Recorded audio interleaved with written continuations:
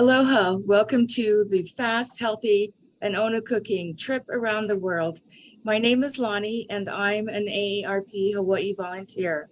I'll be your host tonight. Tonight we'll be finishing our virtual trip around the world by learning 3 of the foundational sauces in French cooking. These sauces are known as mother sauces because they are each a building block for many other sauces. On behalf of our sponsors, Kaunoa Senior Services on Maui, Uala Leaf Cafe at Windward Community College, and AARP Hawaii, welcome.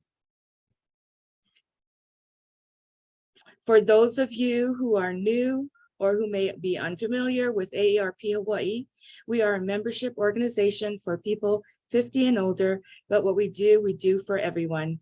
We hope that with this series, you can learn some techniques that you can use to build or maintain a healthy lifestyle. Let's do a quick bit of housekeeping. This is a picture of what you should be seeing at the bottom of your Zoom screen on a PC and possibly the top of the screen on an iPad. Everybody is currently on mute. If you want to submit a question or comment, please click on the button that says Q&A and type in your question. I will be monitoring the questions and making sure they get asked. If you're watching on Facebook Live, you may type your questions in the comments. We're not using the raised hand button. The chat feature can be used for you if you want to make a comment to everyone or to communicate a technical question to our volunteers. We recommend that you select speaker side by side view rather than gallery view for this presentation. To do this by clicking on the upper right part of your screen. Once you are in that view, you can change the size of the slides or of the speaker simply by clicking and dragging on the middle bar. Finally, we have added closed captioning to this presentation. For those who have difficulty hearing, you can turn this off on your end by clicking on the CC button, live transcript button in the lower right side of your screen and clicking on the subtitle. Now, it is my pleasure to introduce Chef Daniel Swift, who will be leading us through this cooking series. Over to you, Chef. Thanks, Lonnie. Can you hear me? You're welcome. Can I can hear you and see you. Great job. Thank you. I'm going to miss that radio voice. Okay. Wow. Welcome, everybody. Thanks for joining us for the last class for the series, focusing on our trip around the world. And tonight we're doing sauces. We had done a survey. You might remember, those of you who were in a previous one, to find out what folks were interested in. Sauces always tends to come up. So that looks like a lot, but it's pretty straightforward and simple. So we're going to go through 3 of the leading sauces, or mother sauces, as they used to be called in classical French cuisine. So feel free to send your questions over. Happy to answer them if I can. And at the end, we'll finish the 3. And I have, a couple different items that I can give examples for dishes that can be created or utilized with the sauces that we make tonight. So thanks again for joining us, and I'll just jump right in. But aside from the 3 sauces that we're looking at, we're working with Roux, and we've talked about Roux before. It's a thickening agent that is comprised of equal parts by weight, clarified butter traditionally, and flour. I use bread flour. It's always been the flour that I've been trained to use. I've seen 1 or 2 books that recommend an all-purpose flour, but it doesn't matter. This is a wheat-based flour, and we use bread flour for that. Now, keep in mind, clarified butter is when you're melting butter, separating the whey from the top and the milk from the bottom, and it's pure 100% fat. Clearly, when you're making healthy cooking modifications to your diet, you don't want to use clarified butter. So really, any fat will work fine when making a roux. And I'll go through the process of cooking it, but I just want to make sure, everybody knows that it's equal parts traditionally clarified butter and flour by weight. So what I have here is just a little skillet or a saucepan. I'm going to turn it on low, and I'm going to add the fat. So here I have actually a blend.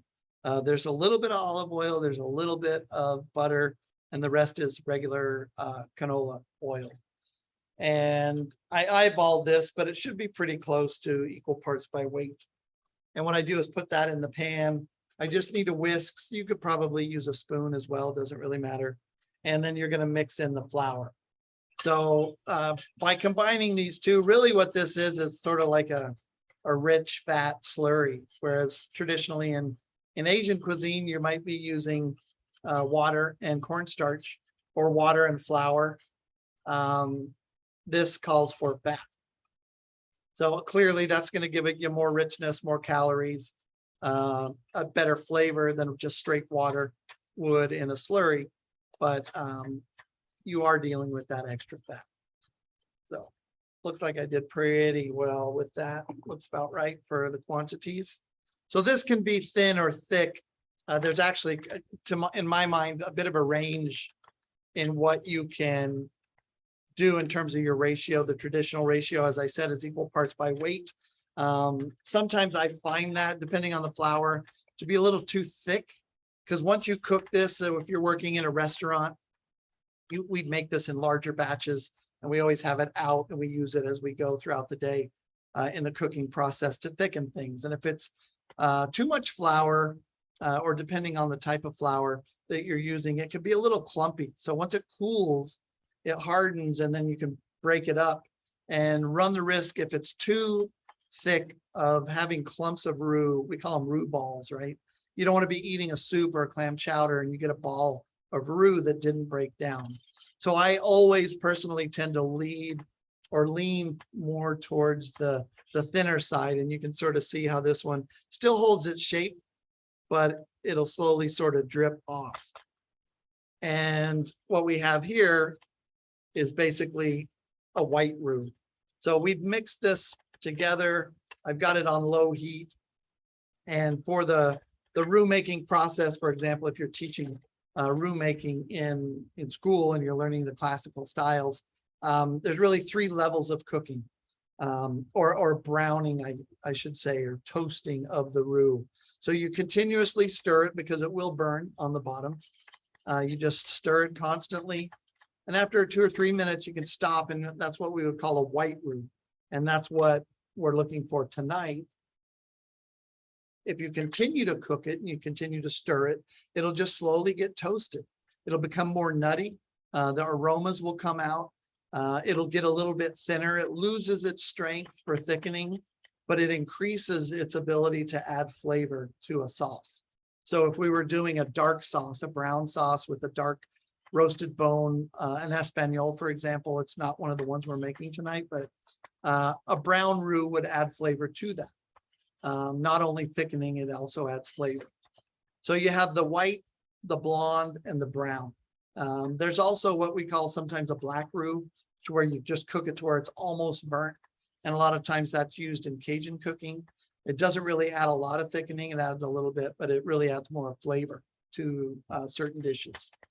So at this stage, I can stop, and I'm where I need to be for what we would call a white roux. Okay. So I'm going to set this over here on the side. One thing too, for me in the kitchen, when I'm in a hurry, honestly, I'll just take salad oil or whatever melted fat I'm using, and I will put it in a mixing bowl and just use a whisk and mix the two together without cooking it at all. So it's not what they would encourage you to do probably in traditional French style cooking, because what happens is you don't really cook off the flour. But I make sure that whenever I'm putting it into a sauce or a soup, that you allow it to boil for a minute or so that it'll cook you don't want that grainy flour flavor inside your finished dish. So as long as you're cooking the flour either on the front end or on the back end, it works fine. So of course, you're not going to find that in the classic French cookbook, like a lot of things, but it is a bit of a shortcut when you're in a hurry in the kitchen stuff. So we'll jump in, and I put up front, I don't know, hopefully you guys can see the names of the ones that we're doing. We've got the bechamel over here.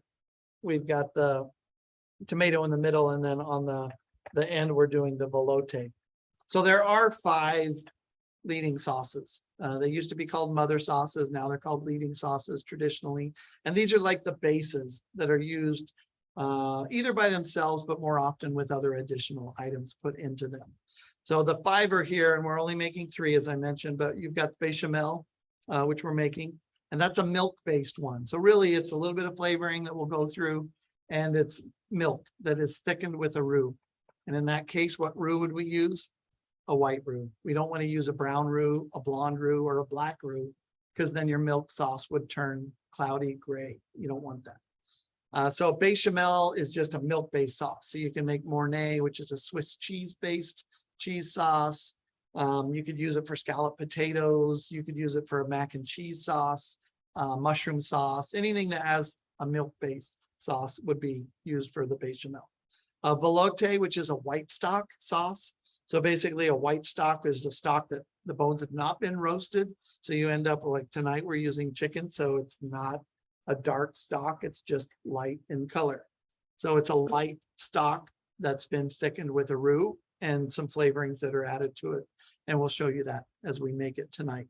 Espagnole, I mentioned earlier, that's the browning of the bones. So very much the same ingredients almost. The only difference is we roast the bones to get the color, caramelization, and the flavor.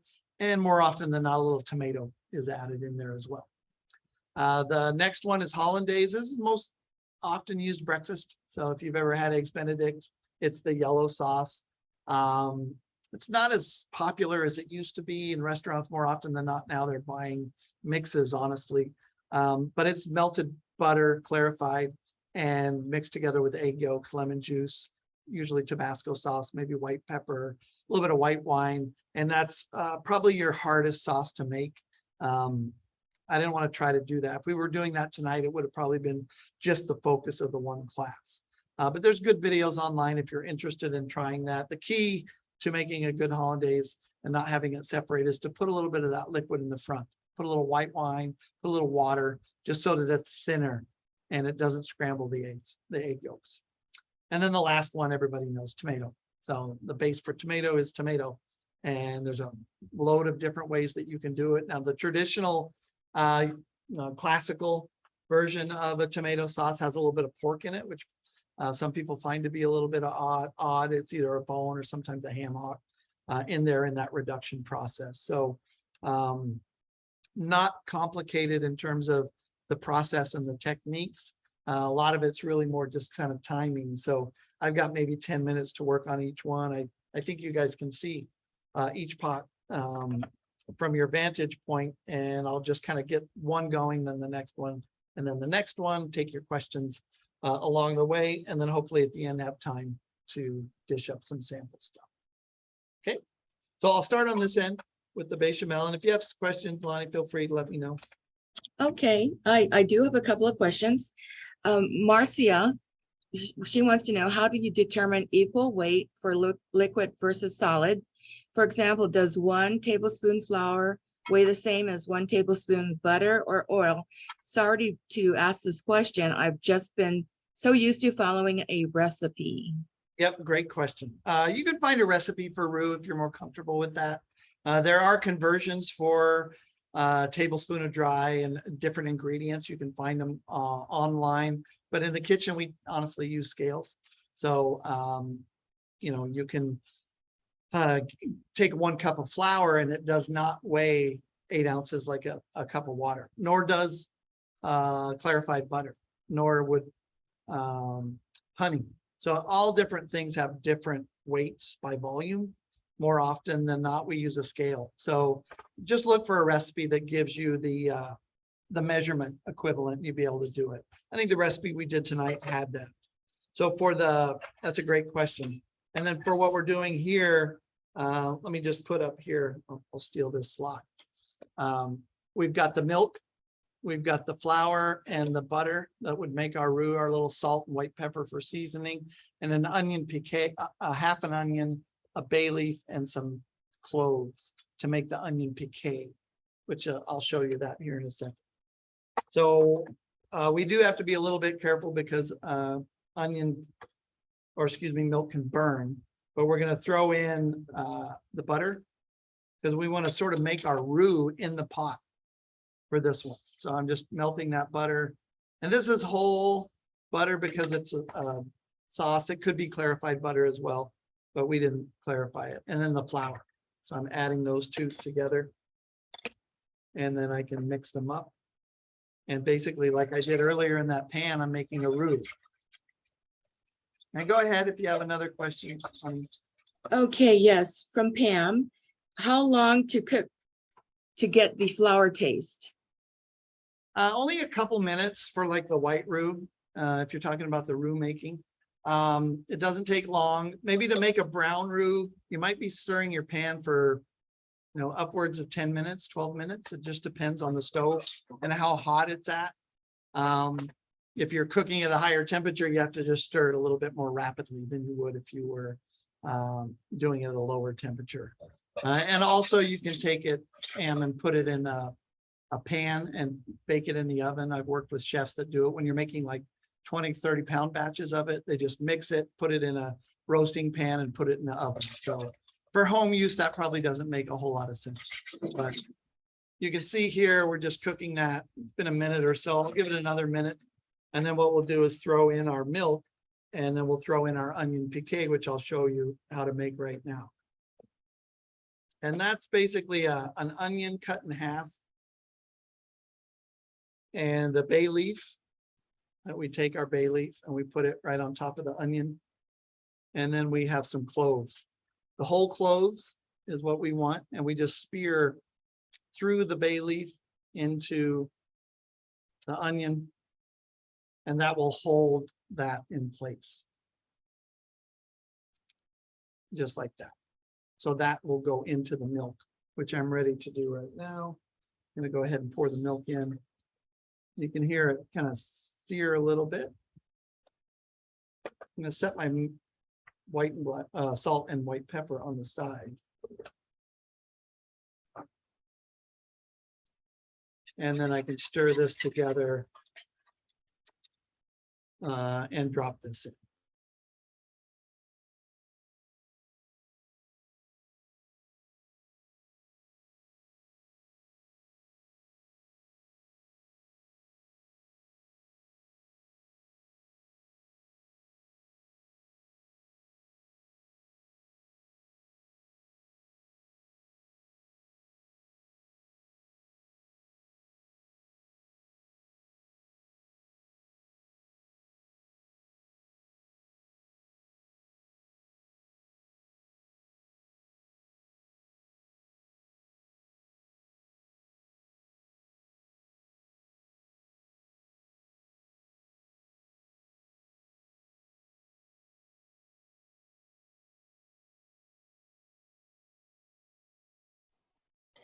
Hey, everybody. Sorry about that. I think everybody's frozen all around. So hold on.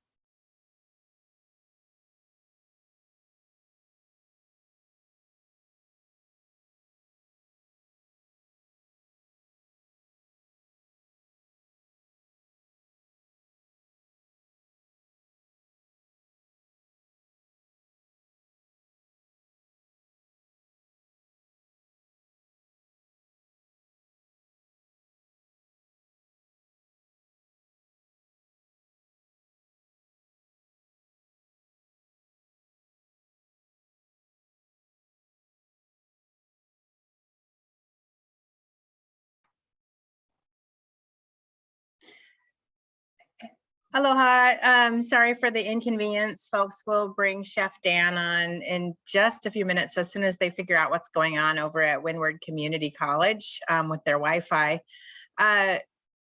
So while we're waiting, I just want to do an infomercial that we are in June. We're going to be starting a hurricane preparedness series every Saturday in June. So if you're available at 10 a.m. on Saturdays, it'll just be 1 hour. The first session will be about how bad can a hurricane that hits Hawaii really get? And we're going to have a speaker from the emergency management folks. We're going to have somebody from the National Weather Service.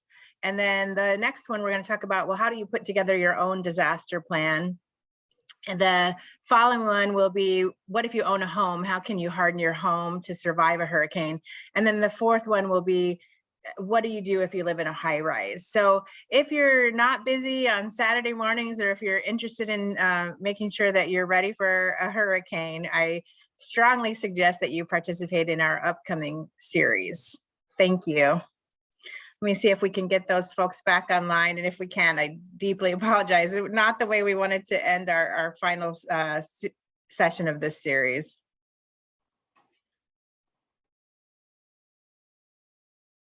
Can you hear me? Share screen. He's back, yay. Sorry, Jackie, you need to enable or co-host us, please.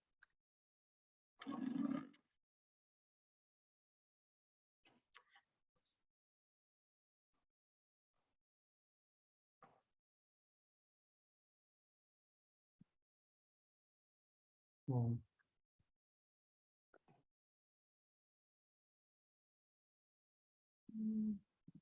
You are back up. Oh my gosh, I'm back. Sorry. I don't know what happened. The internet just went out. On campus, yes. The campus. So we switched to Wi-Fi. Sorry about that, everyone. It's the gods saying congratulations on your last show for a while.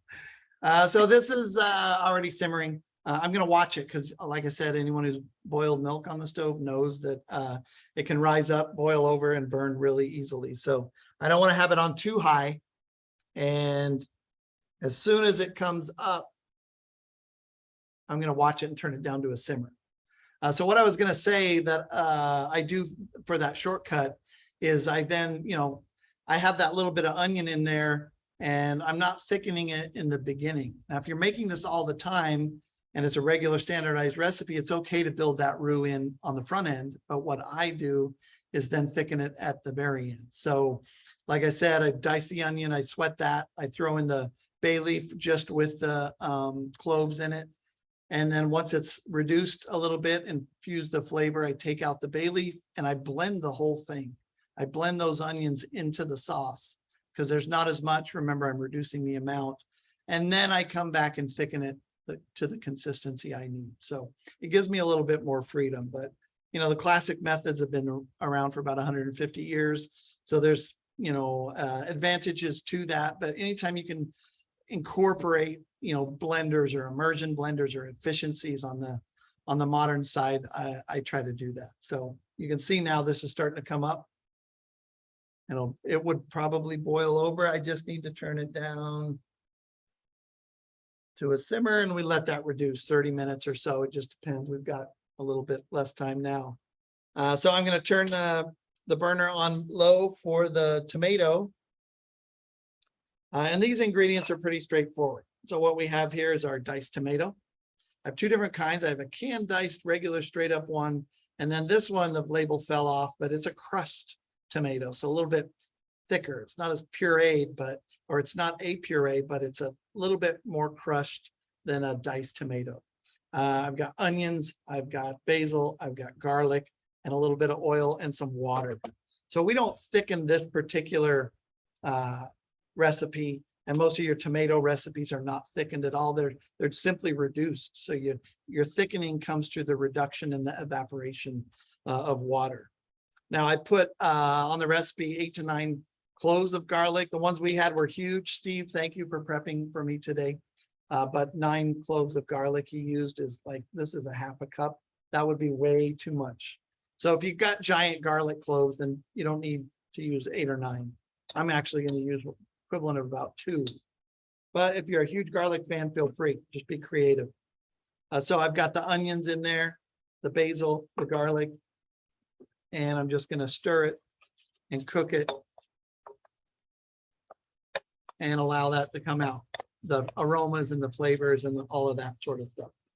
So you could use an olive oil. This is just a regular canola oil, but it's up to you to decide how you want your tomato sauce to turn out. You could also use some fresh tomatoes, but I really find that canned works better, and traditionally we use canned in the classic recipe as well.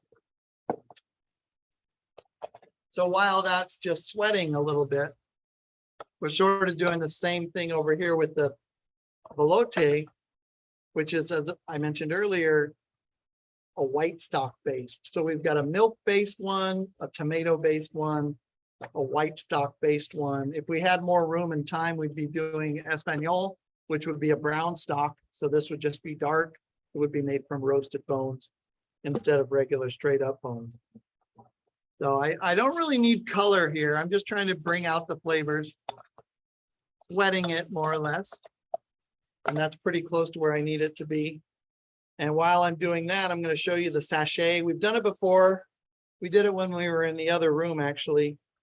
Can't remember which show it was for, but a sachet is where you take parsley stems, bay leaf, thyme, a garlic clove, and some peppercorns, and you put them together in a cheesecloth. In this case, I'm actually using a coffee filter because we don't use cheesecloth here.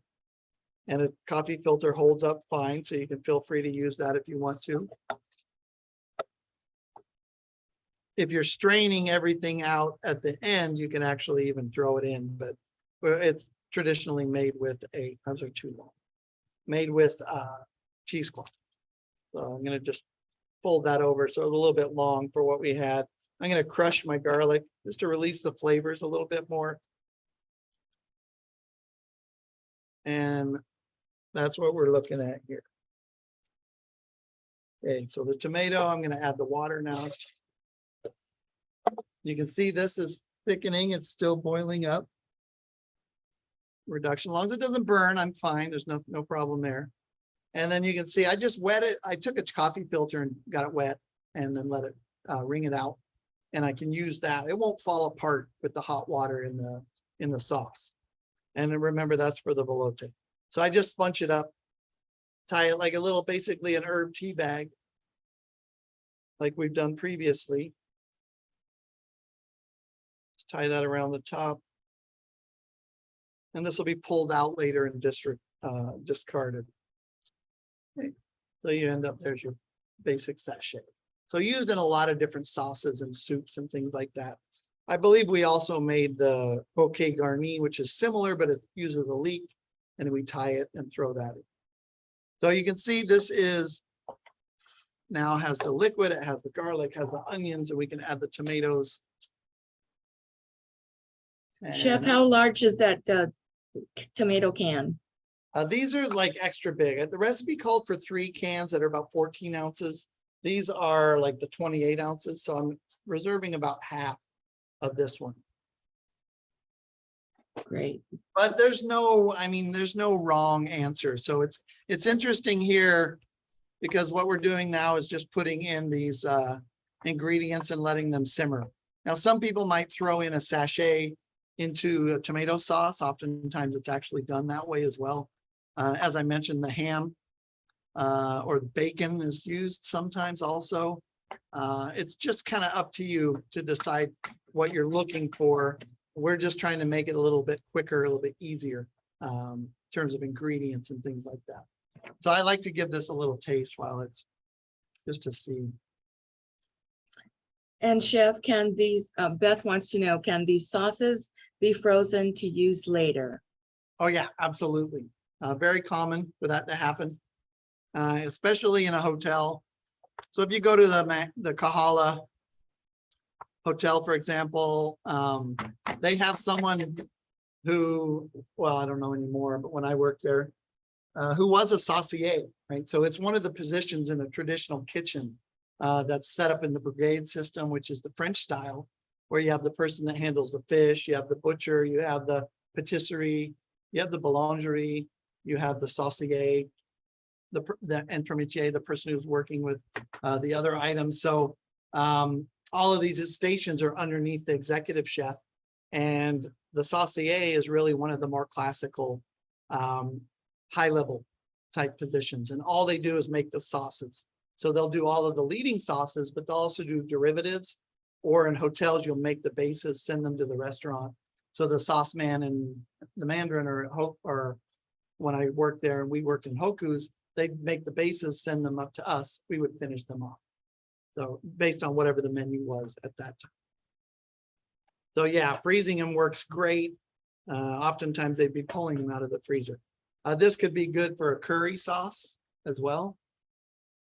Right, you get the bechamel. I'm going to turn this down just a little bit. You can see how it's thickening up slightly, getting that flavor. Some people put nutmeg in this too. So there, keep in mind there's your classic recipes, but there's also variations on the classic. So Auguste Escoffier is the gentleman that kind of consolidated and was the first one to record classic French recipes. Well, carême, there's a bit of a debate there, but if you go back and you look for the book that was written by Escoffier or Carême, you can find all of the consolidation of traditional recipes for French cuisine. So it was the first time it sort of got organized. He created the brigade system and really took this high-level cuisine and gave it a lot of structure.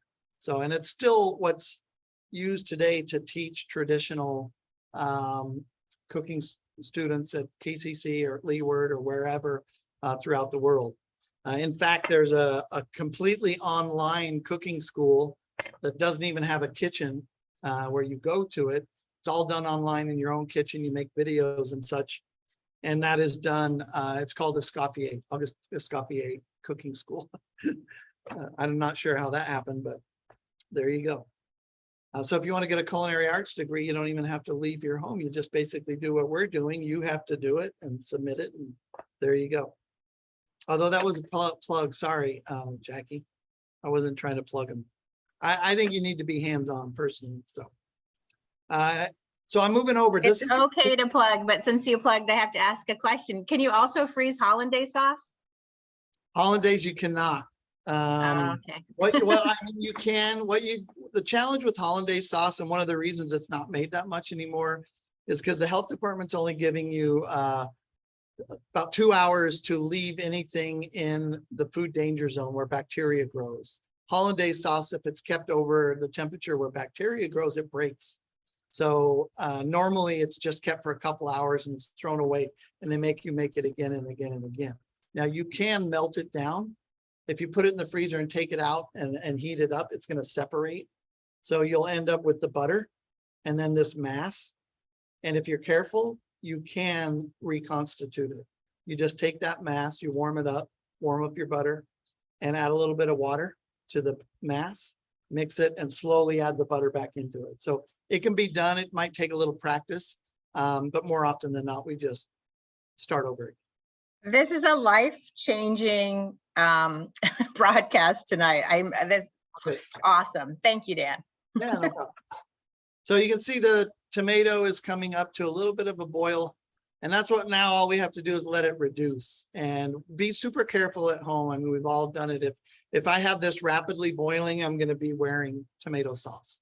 So we just want to keep it simmering so that we're getting some reduction there, but we're not overdoing it and having it splatter all over the place. And keep in mind, it will, as it thickens, it will bubble more like mud and stuff. So you got to keep an eye on that. And that can go for probably up to, anywhere from 45 minutes to a couple hours, depending on the temperature that you have it at. Okay, so with the velouté, what I want to do, I'm gonna actually not use the flour to make the roux inside. We did it already. I'm gonna set that aside, and I'll come back to the white roux that we made already and use it at the end to thicken this one. But I've got onions that I'm putting in with the butter that I threw in, and that could just be your favorite healthy salad oil as well. Some celery.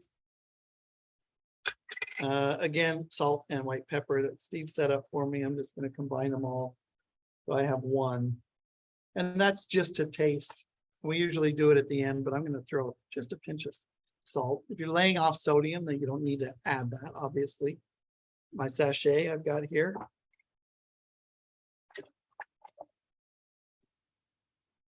And you can see what I want to do here, like the bechamel, is make sure not to get color. So I don't want to brown my butter. I don't want to caramelize my onions like I would for a lot of the other dishes, or the ones that we've made in the show, or if I were making a brown espagnole.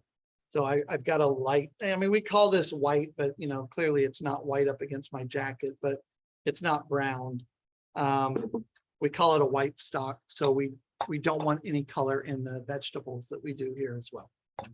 So all I gotta do is stir those up a little bit, and now I can really just honestly put in my stock. And I don't have to worry about this one boiling over because it's just a straight up liquid. So I'm gonna put that up on high heat. And I'm gonna drop in my sachet that we made. Remember, it has garlic, peppercorns, has the stems of parsley, it has thyme, and what's the last one? Bay leaf. Okay. And if we're doing a large pot, I kind of leave the string long like this. Small one doesn't matter as much, but I usually leave enough where I can kind of tie it onto the handle. And then we always have access to it if we want to untie it and then take it out at the end. So that'll be coming up to a boil pretty quickly. And then I can come back to this one, which is probably pretty close to being done. I want to taste this. So, Okay, while you're tasting that, Holly wants you to clarify. First, you make the roux, then you add onion, bay leaf, and cloves, cook, and then add butter, and then add milk. are we talking about the velouté? Or Yes, the first one, the one that you're touching right now.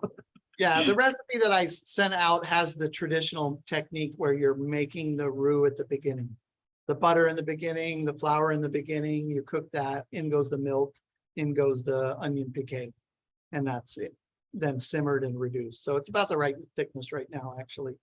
So yes, that's the way. So over here, traditionally in the recipe I wrote has the same technique with butter and flour on the front end. But since I mentioned a different approach, I want to show you that by thickening this one, the velouté, at the end with the white roux that we made already. Okay, so this one's ready. And the next thing to do, of course, is to strain it. So hopefully I have something here to strain it into. Alice may need to get me a bowl for the chicken one. At the end, there's some over there, if you don't mind looking. And you'll get to see her. She'll say hello and goodbye tonight at the end. And then look here, you can see we're getting those little bit of bubbles that I mentioned, and it is reducing the moisture content, a little bit of steam coming off of that, so that's fine. Bigger bowl, something like this if they have it, bottom shelf. So you can see this one, I would probably let this go normally a little bit longer. It's only been like 30 minutes, but in the interest of time, thank you. And that's just poured through a basic strainer.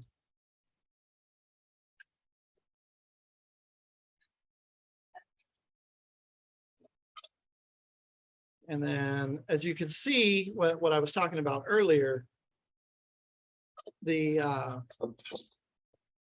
this onion, for this to go into the garbage doesn't make a lot of sense to me. So that's where I came up with the reducing the quantity of the onion used in the beginning that I do traditionally in my kitchen, and then I puree it into the sauce at the end. Because what's the point of throwing that in the garbage?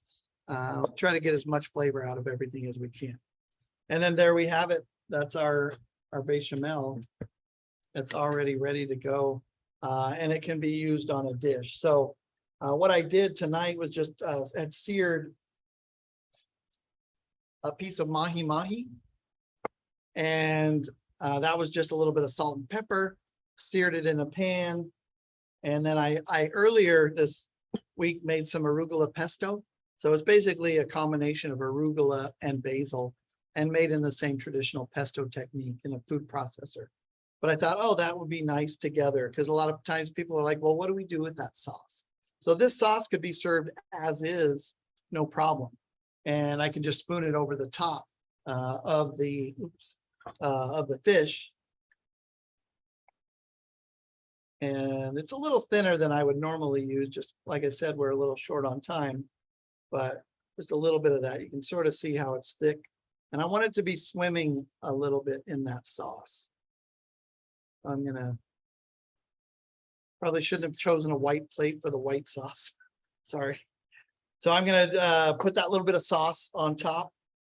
and it'll flow over the sides. And then I just have this pesto, and you can buy pesto, or you can put fresh vegetables, frozen vegetables, anything you want with this. And now you have a nice simple dish, right? A side of vegetables, or this could be on a bed of mashed potatoes, or with a side of rice, or on a bed of rice. That's where you see a lot of the layering that takes place in restaurants today. But this is a really simple dish that's nice and light. You got the light milk sauce, that little bit of pesto, a little lemon wedge is obviously one thing I forgot. I normally would have that out here for that, but that's okay. And now I'm waiting for this one to come to a boil. I've got that on high. Oops, I just stirred my sachet into it. It's okay. It's meant to happen that way. And I've got my tomato sauce. Now this is still, again, needs to thicken a little bit, but it's something that I could use right now. And what I did for this, kind of had to go with a pasta. So actually, Alice, can you grab me a bowl? Maybe the platter on the bottom in the middle. This plate's a little bit small for that. And I have a little bit of the pasta. This is actually a gluten-free pasta. We've never had it before. We had a couple boxes we picked up. And it looks exactly like egg rotini. Tastes very, very close to it. And Steve and I were both pretty impressed with it. So if you're trying to keep gluten out of your diet, there are options out there now that look and taste really, really similar to pasta. So heat it up here. I'm just going to put that on my platter.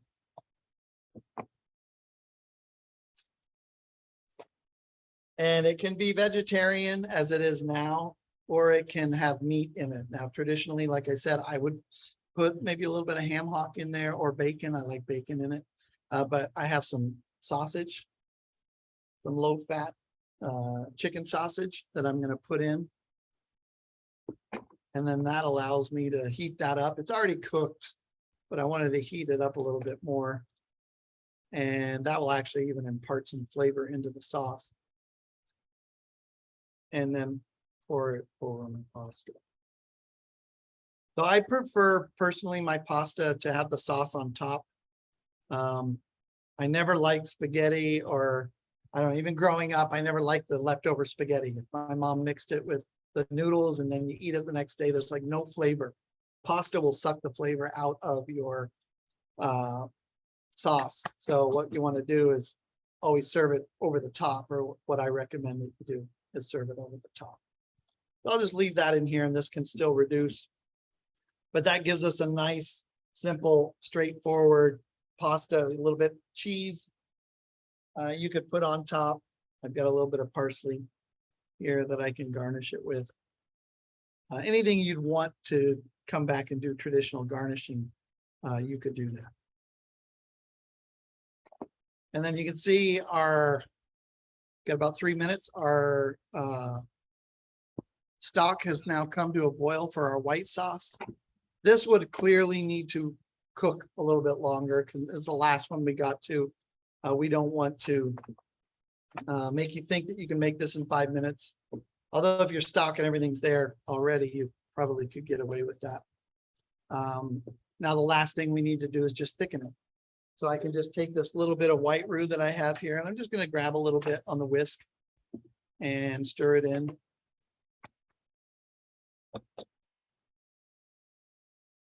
And it's up to you how thick you want it. Depends on what you're using it for. If you're using this for a soup, like as what I was planning on making out of it tonight, I don't need a whole lot of roux. I need some body to it, so it's not like watery soup, which I don't mind a thin chicken broth soup, but tonight I want it to be a little bit thicker. Already got those onions in there. If I wanted the straight up sauce, I could strain it. But if I'm going to make a soup out of it, then I want to go ahead and just come back and add the ingredients to it. And what I've done tonight for that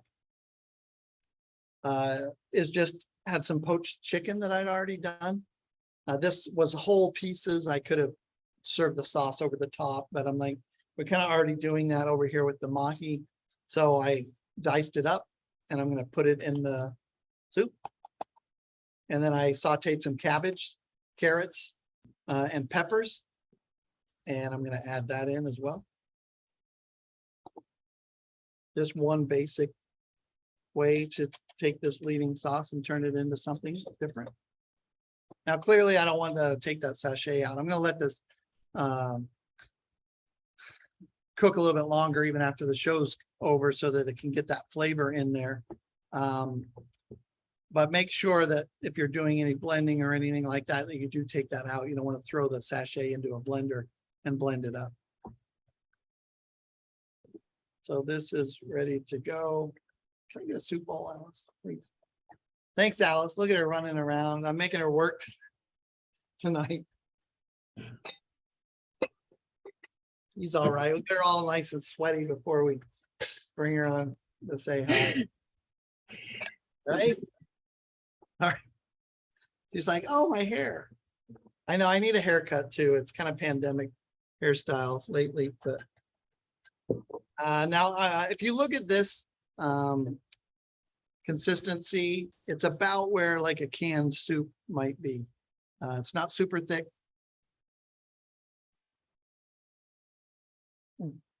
So good, but not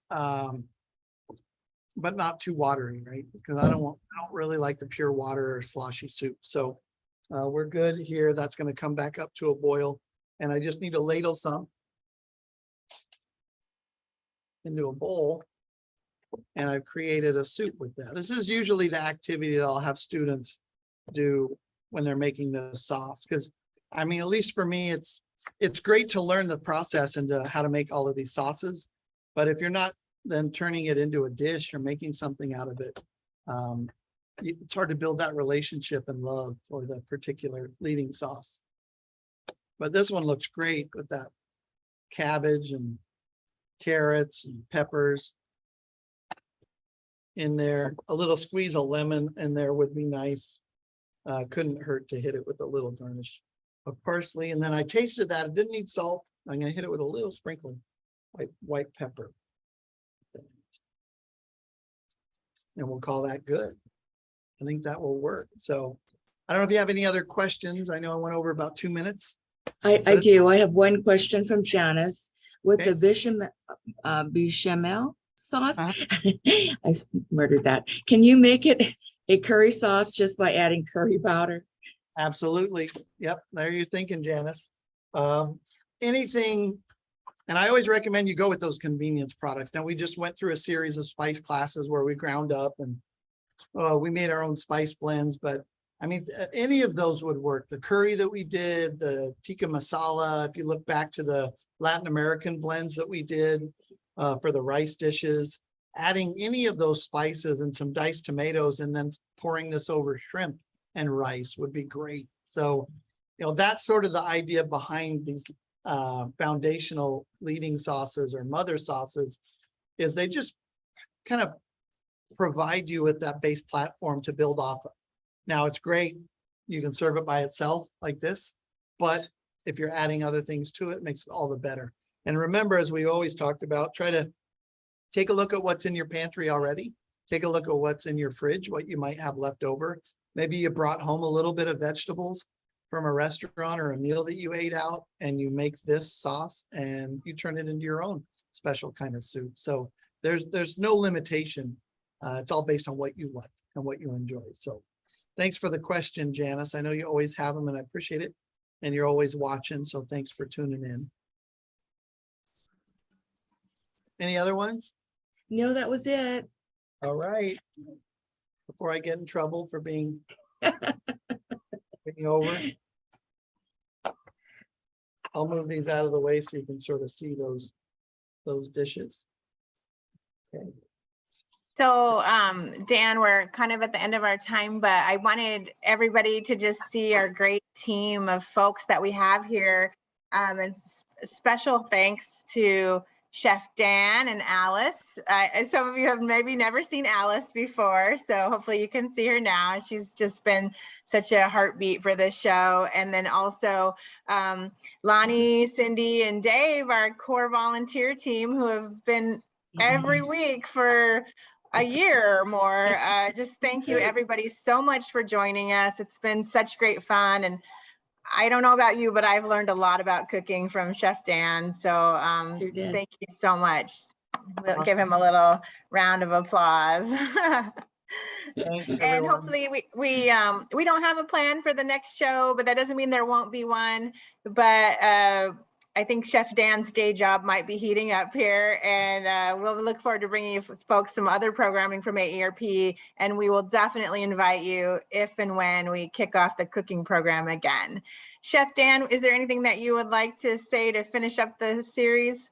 It's funny, you look back, what we started this spring of the pandemic, right? 2020, it's 2022 now. I think we've done over 100 shows, and it's all because of the input and the suggestions and the volunteers and the great organization that AARP has. We learned a lot along the way. As we know tonight, our internet dropped and all of that. You never know what's going to happen, but it was really timely. It was really important, I think, for us to come together and share something that is so foundational and important as cooking in a time when, we were told to stay in our houses and stuff. So it's crazy that we're still talking about COVID 2 years later, but I hope everyone stays healthy, stays happy, and we'll stay in touch and probably see you maybe at a holiday special or something. We'll come up with something or other. If you have questions for me, you always know where to get a hold of me. I'm at Windward at the Wally Cafe, Dan Swift at hawaii.edu. And we thank you so much. Have a great night, everyone. Mahalo, everybody. Mahalo. Thank you for your support.